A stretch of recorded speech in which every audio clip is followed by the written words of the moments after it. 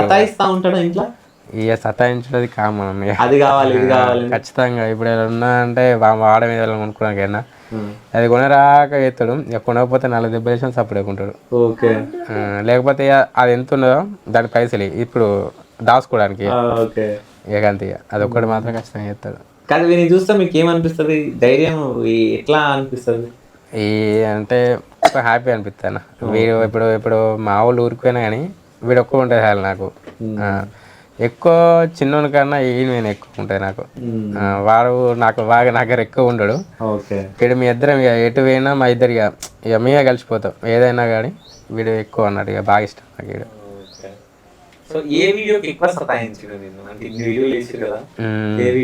అప్పట్లో మేము వీడియో చేసేటప్పుడు డబ్ స్మాష్ చేసేది. అంటే అదే డైలాగ్ను వీడు సింక్ అయ్యేటట్టు కొట్టాలి.